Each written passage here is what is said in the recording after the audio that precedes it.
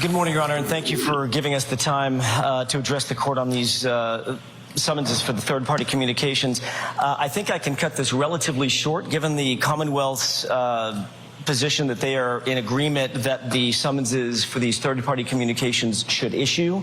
I want to save some court time. Billy's innocent. All right, so we may have to cancel Zoom for everybody if this keeps up. We will have to cancel Zoom for everybody if this keeps up.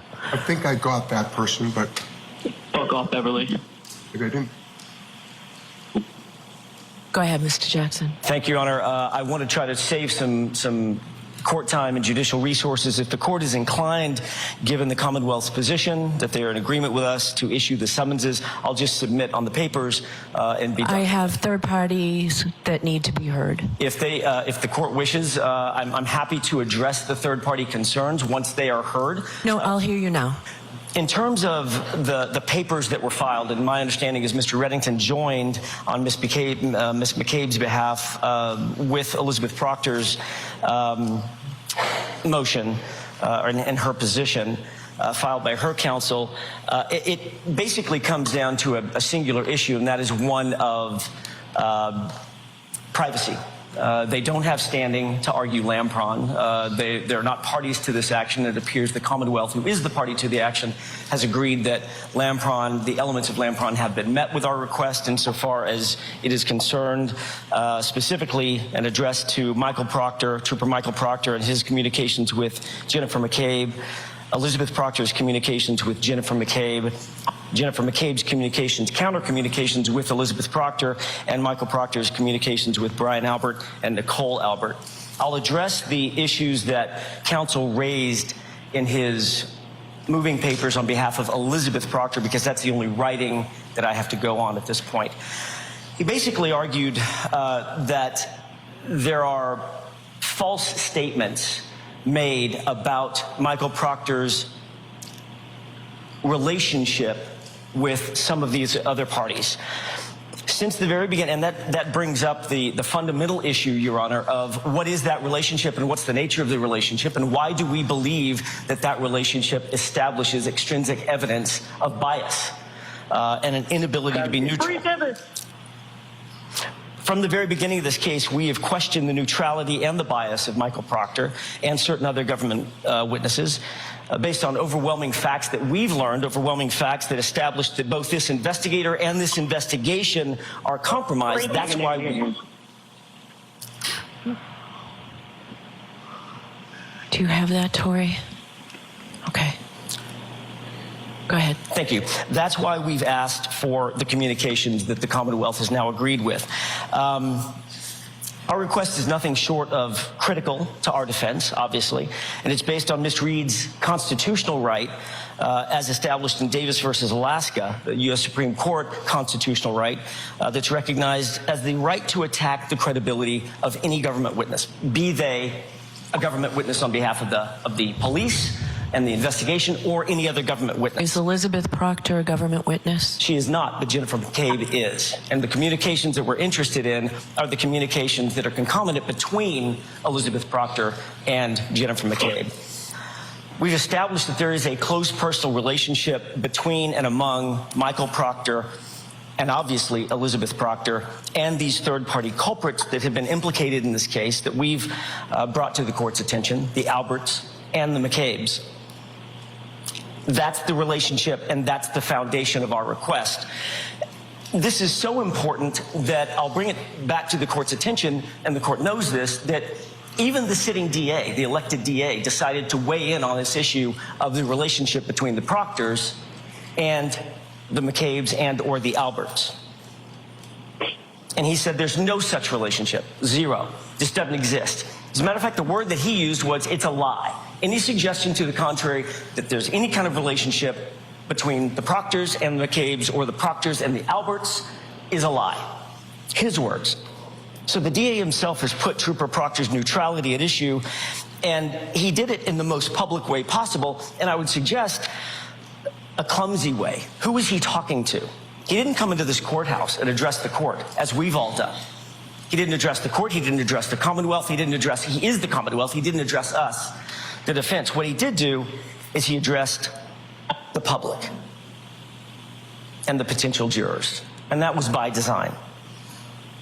So he calls the evidence that we've procured and that we've presented to the court as lies. Well, let's look at those lies for a quick second. We have presented the court with photographic evidence, not something that we came up with, something they came up with. Photographs in Exhibit C in our moving papers. And I'll just cover a couple of those.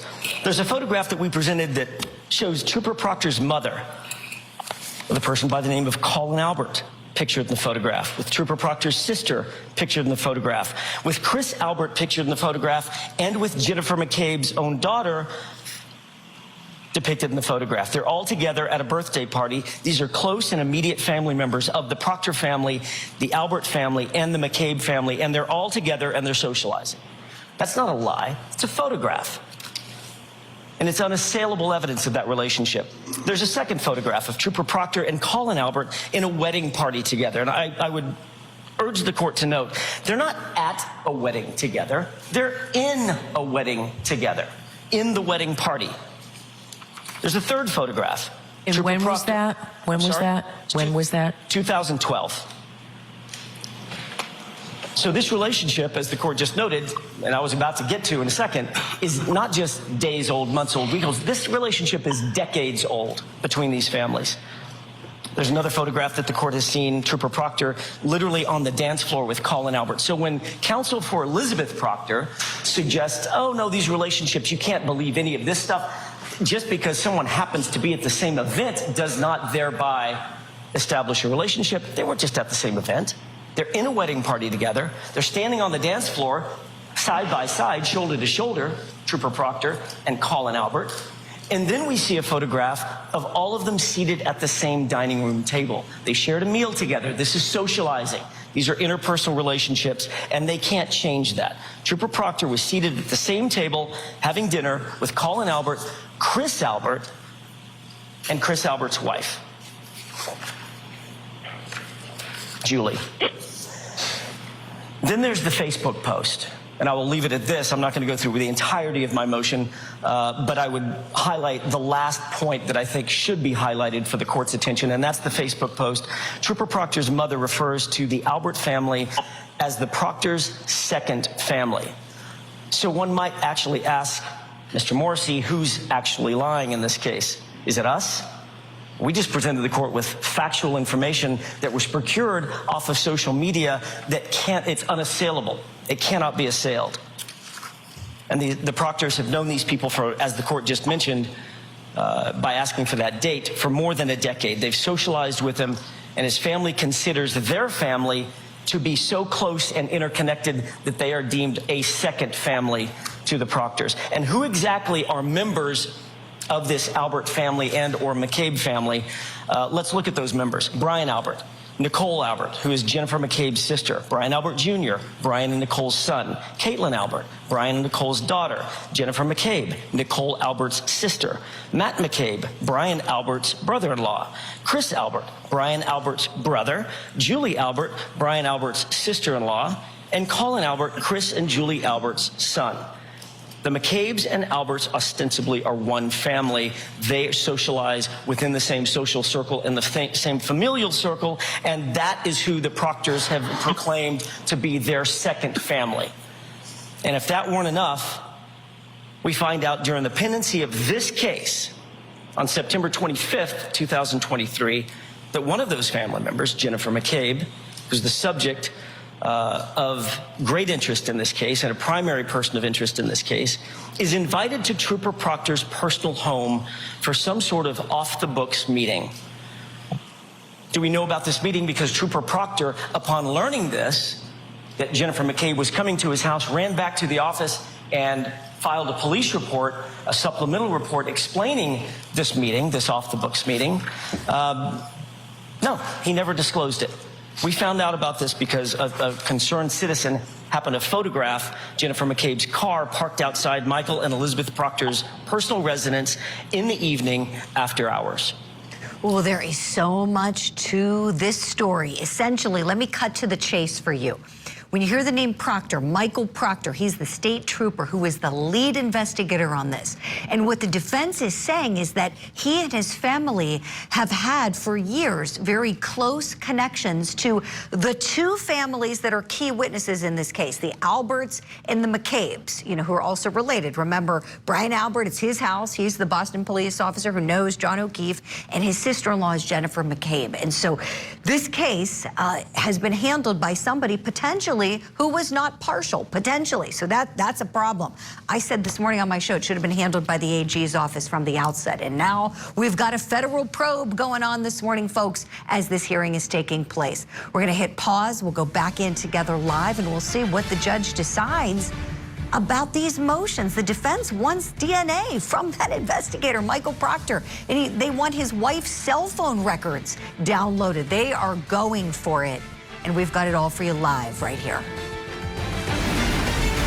Coming soon to Court TV. These murders have shaken our community. Why did you do it? The doomsday prophet, Chad Daybell. Prosecutors say they will seek the death penalty against him. A social media sensation, now a suspected killer. Karen Reed, she's accused of murder. She says she's the victim of a police cover-up. It's scary just knowing that he was so close. The high-stakes trials you don't want to miss. Coming soon, only on Court TV. Welcome back to Court TV Live. We're watching a big motions hearing for defendant Karen Reed in Boston. We hit the pause button before we went to break. Let's go back in where we left off. And the best that counsel for Elizabeth Proctor can muster in terms of an argument is to say, well, you know what, Your Honor, maybe he wasn't home. Maybe. Or maybe not. The suspicious part is Trooper Proctor isn't saying. And there's nothing in Elizabeth Proctor's motion to suggest that he wasn't home. Certainly his car was there. Elizabeth Proctor's car was there, and Jennifer McCabe's car was there. Was Trooper Proctor home? I guess I would answer that by asking the question, does it matter if Trooper Proctor was home? They've now admitted that Jennifer McCabe, a central character in the middle of this investigation, in the middle of this crime, was secretly meeting and or socializing with the lead investigator and or his wife in the living room of their home. And that, Your Honor, is a problem. And it shows more than a professional connection. It shows a personal connection. And according to the Proctor family's own counsel, Elizabeth Proctor's counsel, the subject matter of that meeting was commiserating about this case. They weren't talking about sports. They weren't talking about the weather. They were meeting about this case. So how does that not show a bias, and how does that not implicate Karen Reed's constitutional rights to this information? And to this day, the Commonwealth has yet to concede what obviously is now sort of front page news, that there is in fact a personal relationship between the Proctors and their second family, the Albert McCabe family. But here's what the Commonwealth has said, even though they haven't made that connection or that concession. On October 3rd, 2022, Mr. Lally made a couple of points, eloquent points, in this courtroom. And what he was doing when he did it in October was illustrating what an inappropriate relationship would look like if one existed, what a conflict of interest would look like if one existed.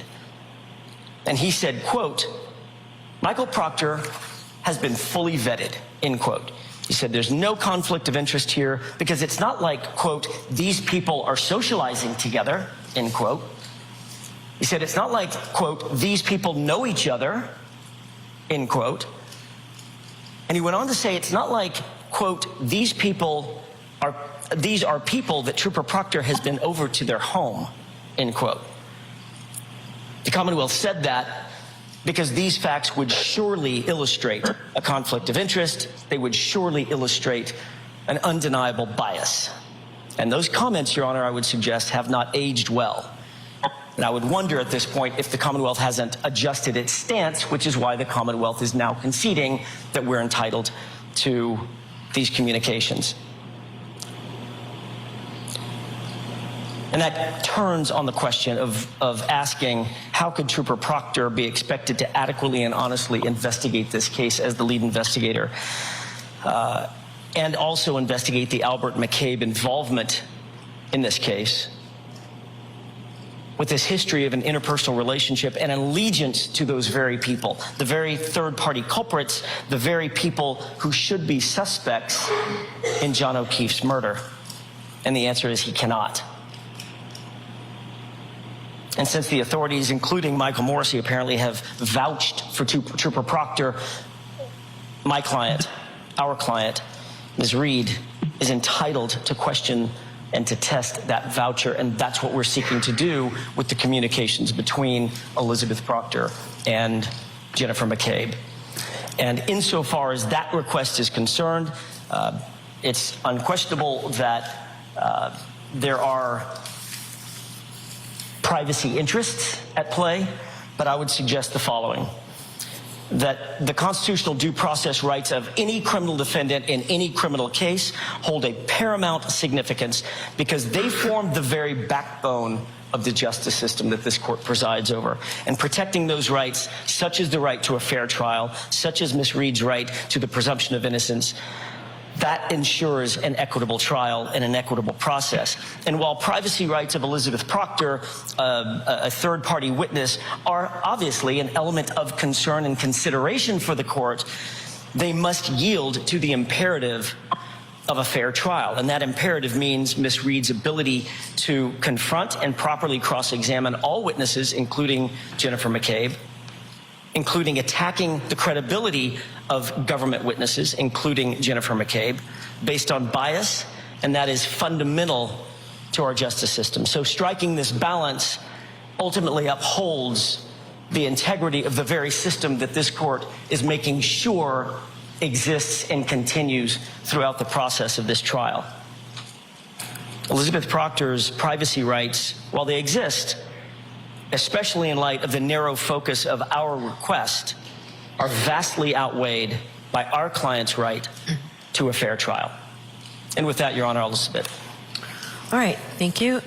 Mr. Lally, are we going to hear first from counsel for Ms. Proctor, counsel for Ms. McCabe? I got an appearance this morning of counsel for the troopers as well. Counsel for the troopers going to address us? No, Your Honor, that's in reference to another motion. Okay, so I will hear counsel for Ms. Proctor.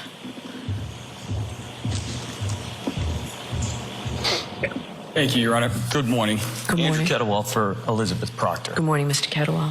So, this is not a balancing test between the defendant's right to a fair trial, which is obviously constitutionally protected and paramount to our system, and Elizabeth Proctor's privacy rights. This is a request to bring evidence before this court for the purpose of trial under the mechanism of Rule 17 that is not within the framework of Rule 17. And I'm sure the court has had the opportunity to review our papers. Our sole basis of an objection is not Ms. Proctor's privacy rights. That is obviously a paramount concern to any third party, and the interest in not being harassed or brought into a criminal matter or a civil matter that that individual has no involvement in is obviously of interest to anyone. But as it relates to the standard here, the question is whether the defendant's request satisfies the 4 prongs of Lampron and the basis of Rule 17. And the defendant's request, I would submit to the court, fails on 3 of those 4 prongs. And I'm not going to belabor the facts underlying this whole situation. My brother laid out his case. That is laid out quite clearly in his affidavit as well. What I would say about the facts is, with regard to the first prong of admissibility and relevance, while hearsay that is reliable is certainly sufficient as a basis for a subpoena to issue, hearsay which is not a basis for a subpoena to issue. And in this case, my brother's affidavit essentially amounts to a large collection of conjecture and allegations which are not supported. With regard to the motion and the opposition that I filed, I appended an affidavit that lays out the basis for why I assert what I assert in my affidavit, and that's essentially conversations with individuals who have personal knowledge of where Michael Proctor was on the night of September 25th, 2023, individuals who have personal knowledge of the connections between, as my brother says, these two families, and who have personal knowledge relating to the actual photograph that my brother didn't mention in Exhibit C of his affidavit of Michael Proctor with two children who are still minors, who are not children of Jennifer McCabe. Essentially, the relationship between these two, quote, families is a distant connection that involves 5 separate steps of relationships between, I guess I'll call them relatives.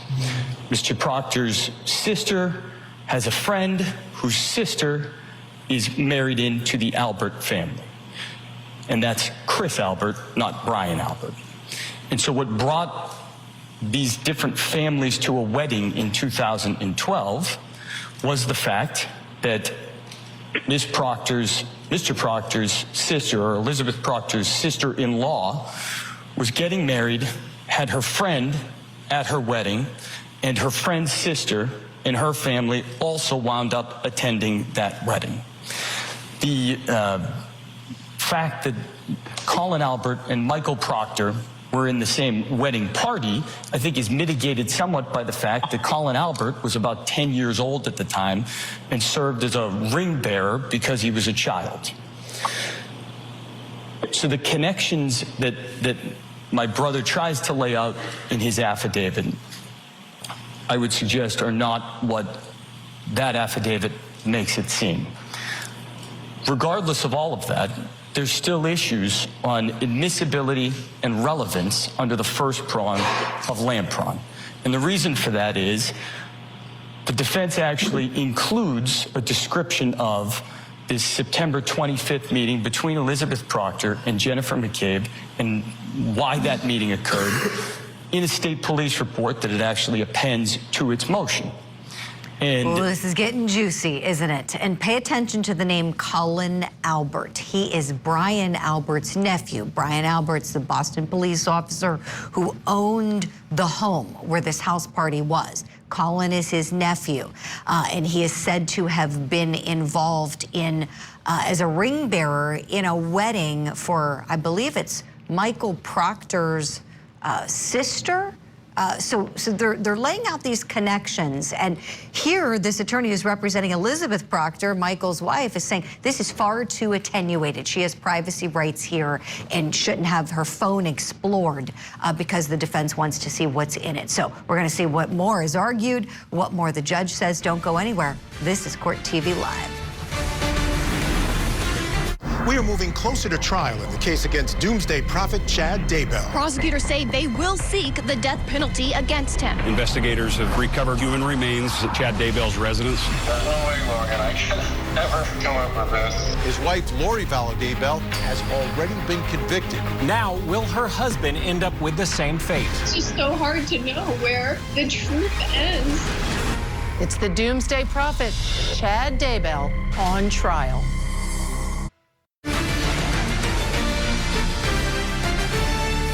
Welcome back to Court TV Live. Boy, oh boy, is this hearing interesting that we're watching in Boston involving defendant Karen Reed, of course, accused of killing her police officer boyfriend. And right now we have all of these potential witnesses in the case lawyering up, and their lawyers are getting to weigh in before the court. And so here we're hearing from Elizabeth Proctor's lawyer. So she is the wife of the lead investigator on the case. His name is Michael Proctor. And the attorney is disputing some connections. There's a connection that Michael Proctor's sister has with Colin Albert.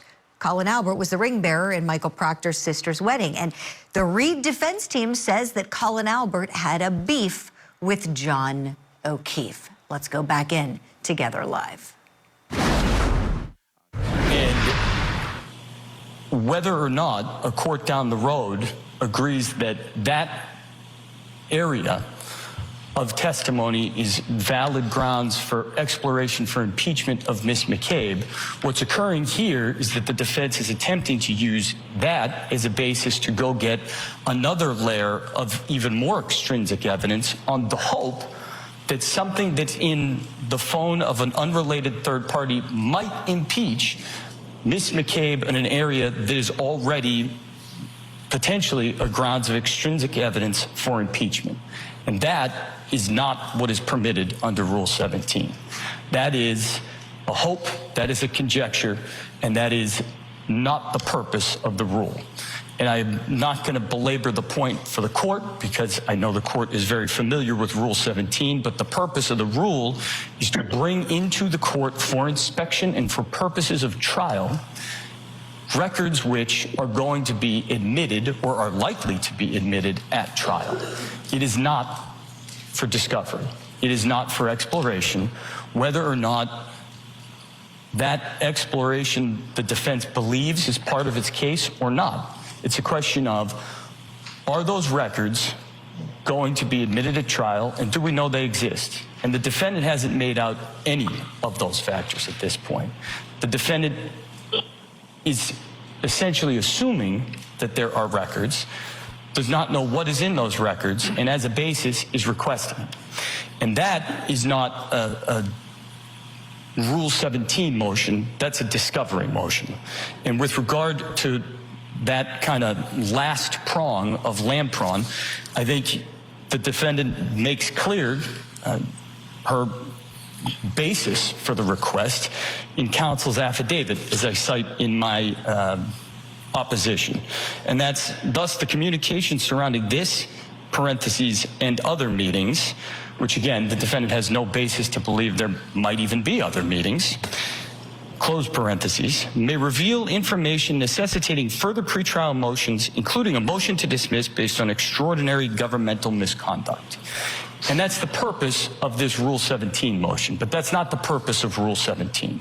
The purpose of Rule 17 is to bring into court relevant and admissible records. These records are not relevant to an issue in this case. They would not be admissible under any rule of evidence. And based on what's actually asserted by my brother in his affidavit,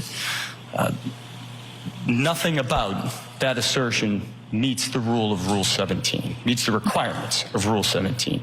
The fact that communications may reveal information right off the bat fails, and the fact that they are looking for these records as they might necessitate further pretrial motions, including a motion to dismiss, is entirely anathema to Rule 17, which is designed to bring records into the court for purpose of trial. And so, based on all of those and what I lay out in my papers, I would ask the court to deny the motion. All right. Thank you very much. Mr. Reddington, do you want to add anything? I do have your motion to join in the opposition that was just argued by Mr. Kettlewell, but do you want to add anything to that, sir? No, Your Honor. What I would do is basically, as I indicated in the motion, is join in on the motion, noting the objection of Jennifer McCabe, obviously asserting her privacy rights, obviously suggesting, as counsel just did, that this is a clever maneuver to try to kind of weaponize Rule 17 to turn it into a discovery motion. We all know that the September 25 meeting was about harassment and what these two women had been going through on the news media with the extreme harassment that they were suffering as a result of their being witnesses on a case and cooperating with the government's prosecution of Ms. Reed. So I suggest to the court that comments like the records may reveal, and they possibly would show, which is what's in the motions that's before the court, clearly shows that there's no basis, there's no factual basis to determine that these are relevant material records other than speculating that they may reveal. Just like the allegations that the photograph of the two young kids would be Jennifer McCabe's daughters, and they're not. And it's so frustrating to the McCabe's and everybody else because they know whose kids these are. The parents know that they're their children, but nevertheless, they consistently suggest that this is showing that he's sitting there with these two kids that are the McCabe's children, and therefore, as counsel argues, this is evidence of extraordinary governmental misconduct, which is a wild accusation to be making at this point. And I suggest to the court that weaponizing Rule 17 is not proper. I join in the government's request initially objecting. And the fact that counsel has indicated that the government basically concedes and assents and does not oppose should not interfere with Your Honor's analysis of Rule 17 as opposed to any Rule 14 or any discovery motions that would be appropriate before the court. Thank you. All right. Thank you very much. Do you want to respond, Mr. Jackson, before I hear briefly from the Commonwealth? Very, very briefly. Your Honor, I would simply,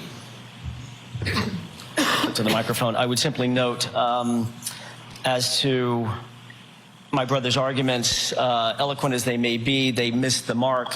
Obviously, this is relevant and admissible. Again, I don't believe that Elizabeth Proctor has standing in the court to actually argue Lampron, but since it was brought up and since that seems to be the foundation of her argument, I do want to address one point.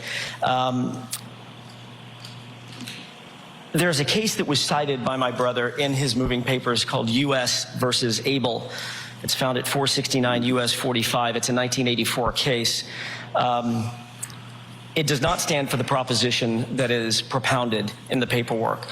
Indeed, that is a federal case, not a state court case. That's the first line of distinction. Second of all, it is a mischaracterization of the holding in Abel to say that the scope of impeachment is the outer limits. The scope of impeachment is limited to the outer limits of taking the witness's word for it. And I would simply bear upon or ask the court to review the actual holding in Abel. Justice Rehnquist does not state that the scope of impeachment is limited to, quote, taking the witness at the witness's word or taking the answer of the witness, end quote. But rather the court specifically held that it's permissible to impeach a witness by showing his or her bias, and that's all we're seeking to do. Real. In the court's words, lots of people in the hot seat right now. We're going to hear a lot more from that courtroom in Boston in just a couple of minutes. We're approaching the top of the hour, which means we have to hit our break. Thank you for spending part of your Friday morning with us here on Court TV.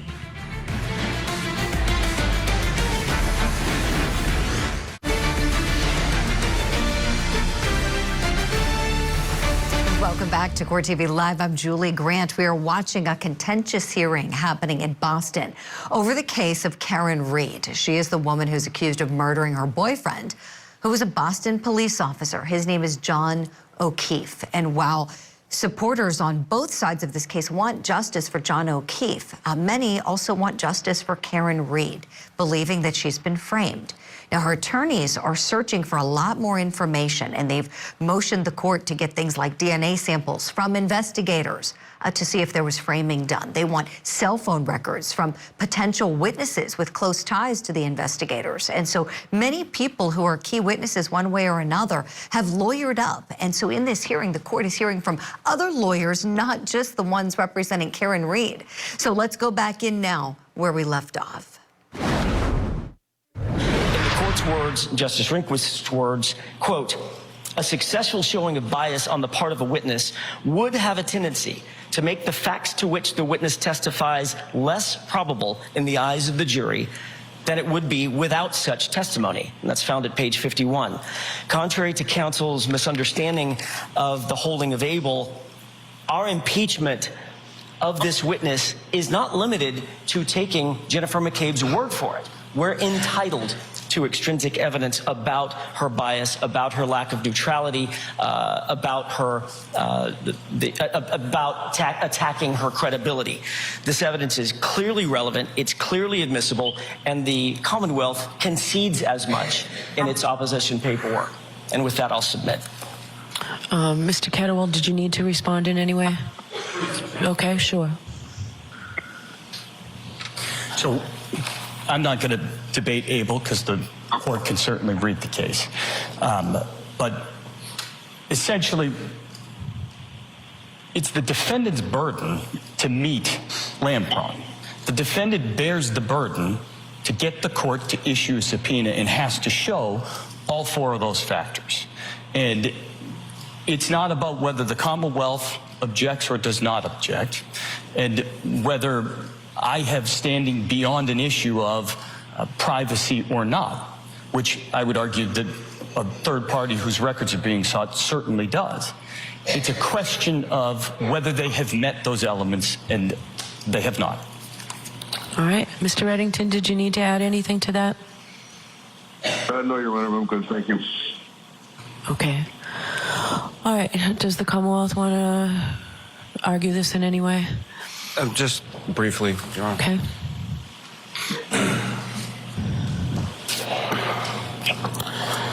Thank you, Your Honor. Not to belabor the point, but just to make the Commonwealth's position clear, the Commonwealth is not opposing. The Commonwealth, however, does not assent, does not concede anything as it relates to any sort of relationship or whatever is being termed as a close personal relationship. The relationship, as the Commonwealth understands it, between essentially Trooper Proctor and Ms. McCabe is that Trooper Proctor has a sister who has a friend who has a sister who has a husband who has a brother who has a wife who has a sister who is Jennifer McCabe.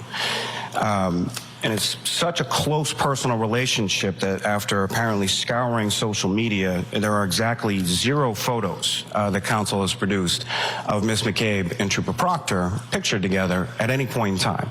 And essentially what you have to establish this close personal relationship is a wedding party from a decade ago and some photographs of Trooper Proctor with children purported to be Ms. McCabe's children, which are not Ms. McCabe's children. But given the limited scope of what is being asked for, the Commonwealth is not opposing the motion, but would obviously request that if the court were to allow the motion, that both sides would have equal access to inspect and copy whatever screenshots are then provided by the record holders, that being the third-party witnesses. Thank you. All right. I'll take this under advisement. Mr. Reddington, you're free to leave, but thank you for attending.